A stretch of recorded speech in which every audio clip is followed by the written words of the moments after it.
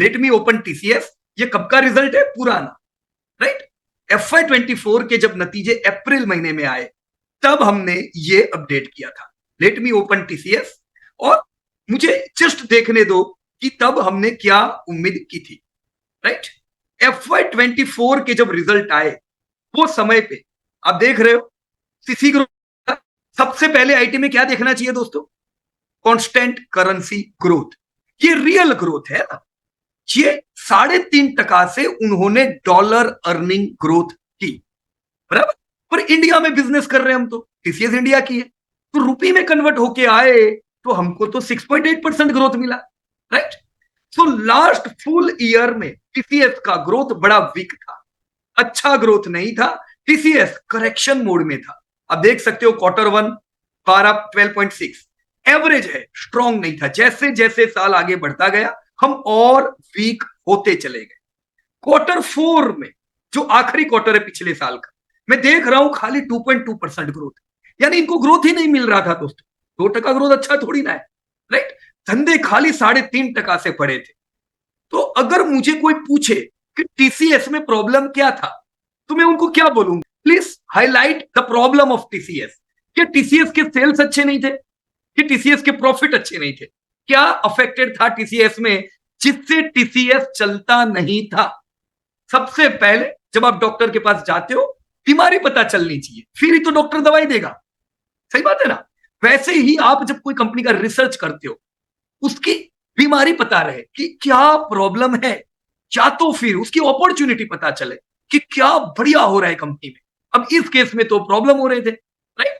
So demand week थी globally, क्योंकि TCS ज्यादातर धंधा यूएस, यूके, यूरोप से करता है, और वहां पे बुरा हाल था, -0.2 ना 0.1, अच्छे हाल नहीं थे, उनका ग्रोथ अफेक्टेड था। टीसीएस दोस्तों करेक्शन में था, ऑलराइट? सेल्स ग्रोथ पुअर, बराबर है। हरविंदर जी प्रॉफिट लिखा आपने, नहीं, प्रॉफिट कहां वीक है? सेल्स वीक है, राइट? क्योंकि 2% से खाली मेरे धंधे बढ़ रहे हैं, 2.2% का मेरा कांस्टेंट करेंसी ग्रोथ है, यानी डिमांड ही नहीं है, मुझे ऑर्डर नहीं मिल रहे हैं। 3.5% का ग्रोथ है तो धंधा नहीं है, तो प्रॉफिट टूटेंगे। पर प्रॉब्लम प्रॉफिट में नहीं है, प्रॉब्लम किधर है? धंधे में।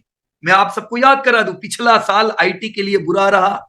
ज्यादातर आईटी की कंपनीज के धंधे टूटे और डिक्लाइन हुए, पर उनमें से ज्यादातर कंपनियों के प्रॉफिट ज्यादा टूटे।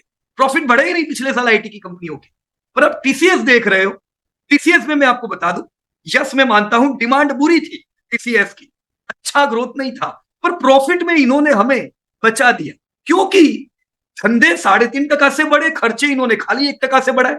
इसे कहते हैं दोस्तों इफेक्टिव मैनेजमेंट। क्या हम कहेंगे दोस्तों? This is called as effective management. यार 3.5% से धंधे बढ़े, 3.5% से खर्चे भी तो बढ़ेंगे दोस्तों। सही मानिए, खर्चे घटाने बहुत बड़ा चैलेंज है, नहीं घट पाते धंधे में खर्चे दोस्तों। यस, टीसीएस सफल हुआ, उन्होंने खर्चे कम बढ़ाए, जिससे प्रॉफिट उनके बढ़िया बढ़े। देखो 3%, 3.5% से धंधे बढ़े, 3.5% से प्रॉफिट बढ़ने चाहिए थे, पर प्रॉफिट अच्छे क्यों बढ़े? Because of their effective cost management, right? But what was the problem in TCS? Demand was not there. So this was the problem of TCS, और this was the problem of IT industry. Friends, whole IT industry was in challenging mode, because जो मैंने बताया, धंधा ये developed economy से लाते हैं, और developed economy बढ़ी नहीं रही थी। बढ़ता कौन था? इंडिया। अब देख सकते हो इधर 20% का ग्रोथ इनको इंडिया ने पिछले साल भी दिया, तो इंडिया बढ़िया कर रहा है, बाकी जगह पे सब चैलेंजेस है, राइट? ये आपको कंपनियों के बिजनेस से भी पता चलेगा, राइट? खास करके आप यहाँ पे बैंकिंग और फाइनेंशियल देखो, बीएफएसआई, इनका सबसे बड़ा धंधा टीसीएस का किधर से आता है? बैंकिंग और फाइनेंशियल सर्विस की कंपनियों से। BFSI almost 38%। कितना ग्रोथ है? नेगेटिव ग्रोथ था दोस्तों, constant currency growth, right? Real growth 6%। तो मुश्किल हालात थे इनके बीएफएसआई में। और ओवरऑल हमने एस्टिमेट कितने लिए थे? चलो मूल बात पे आ जाते हैं। What were our estimates? Friends, you can see हमने कितना एस्टिमेट रखा था 2025 में। 9% से धंधे बढ़ेंगे, 9% से प्रॉफिट बढ़ेंगे। प्रॉफिट का हम एस्टिमेट नहीं ले सकते, हम एस्टिमेट क्या ले सकते? धंधे का खाली। सो इस साल का हमने एस्टिमेट क्यों 9% रखा था? Let me recall. दोस्तों मैं याद करा दूं आपको, हाल थे बुरे, पर टीसीएस के मैनेजमेंट ने यह कहा था कि अब हमें रिकवरी नजर आ रही। Q4 बुरा था, पर हम रिकवरी मोड में हैं।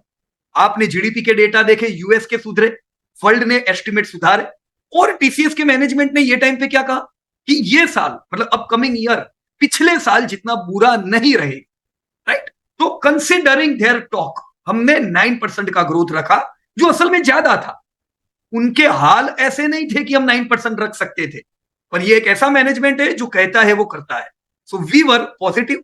9% ग्रोथ उम्मीद करने में डर लगता है, पर जब जीडीपी दुनिया का सुधर रहा है, यूएस में इंप्रूवमेंट आया, चलो 9% रखते हैं। ये 9% पे हम गलत भी पढ़ सकते हैं, राइट? ये 9% गलत भी पढ़ सकते हैं, पर हम Q1 में नहीं आया तो सुधार देंगे हमारा एस्टिमेट, है कि नहीं?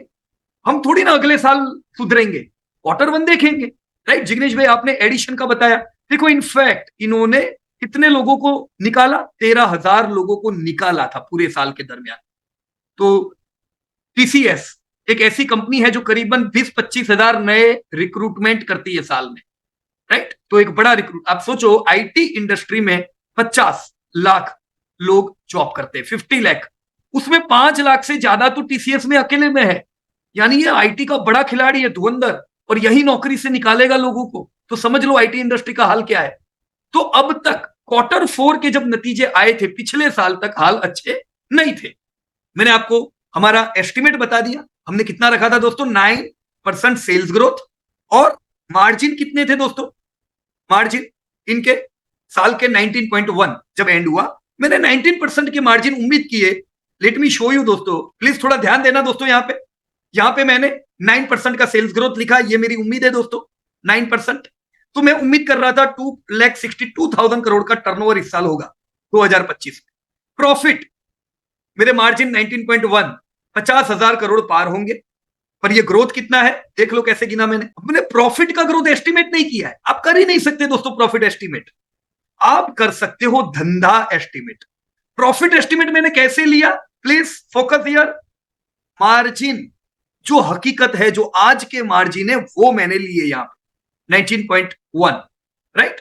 तो ये मार्जिन मैंने यहां पे फीड किए, तो मेरे पास प्रॉफिट क्या आया? देखो मैंने फॉर्मूला क्या रखी है यहां पे, सेल्स मल्टीप्लाई बाय मार्जिन। तो मेरे प्रॉफिट आ गए 50,000 करोड़ के। और मेरा यहां पे फॉर्मूला क्या डाला? मैंने ग्रोथ ढूंढा है ना? मैंने ग्रोथ लिया नहीं है। तो मेरा प्रॉफिट 9% से बढ़ा, मैंने ईपीएस में भी 9% लिख दिया। सो टिल FY24 के रिजल्ट आए थे, मैं उम्मीद कर रहा था 9% जो ज्यादा थी, राइट? चलो देखेंगे 9% से प्रॉफिट बढ़ेंगे, राइट? ये हमारी उम्मीद। अब दोस्तों आ जाओ, अब Q1 के नतीजे आ गए, है ना? अभी जस्ट रिसेंटली। तो Q1 के नतीजों ने हमारी उम्मीद को बिगाड़ा कि सुधारा? Q1 के नतीजे ये आपके सामने है। देखो मैंने यहां पे कितने रिजल्ट लिखे, मेरे ध्यान रहे इसके लिए। ये फाइनेंशियल ईयर के रिजल्ट यहां पे डाल दिए, राइट? पिछले साल के 3.4% कांस्टेंट करेंसी ग्रोथ था, 6.8% धंधे थे, और प्रॉफिट 9%, जो अभी हमने बातें की, राइट? जिसमें रिसेंट Q4 के जो आए हुए थे वो तो बिल्कुल वीक था, है ना? 3.5% के धंधे, 2.2% के सीसी ग्रोथ। अब दोस्तों थोड़ा ध्यान देना एवरीबॉडी, प्लीज प्लीज प्लीज। कोई भी और काम कर रहे हो इधर फोकस करना थोड़ा, ये मिस कर दिया तो बहुत सी चीज मिस हो जाएगी। ऑलराइट, मुझे बताओ दोस्तों, कांस्टेंट करेंसी ग्रोथ जो 2.2% था Q4 में, Q1 के नतीजे अभी आए लास्ट वीक दोस्तों, 4.4% से कांस्टेंट करेंसी बढ़ा। मुझे खुश होना चाहिए कि दुखी दुखी घूमना चाहिए? यस प्लीज, क्या कहोगे आप लोग? दिस इज गुड न्यूज और बैड न्यूज फॉर मी? मैं तो यार कंपनी के मैनेजमेंट पे उम्मीद कर रहा था बहुत सुधरेंगे धंधे, बहुत सुधरेंगे, मतलब पिछले साल जितने बुरे नहीं रहेंगे, राइट? मेरे लिए पॉजिटिव इनपुट क्या क्या थे? यूएस को अपग्रेड किया, राइट? वर्ल्ड को अपग्रेड किया, 3 से 3.2% अपग्रेड किया, और वो अपग्रेड की इफेक्ट आ रही है कि नहीं आ रही है? Q1 2.2 से 4.4, वाव निकलना चाहिए मेरे मुंह से तुरंत, वाव, राइट?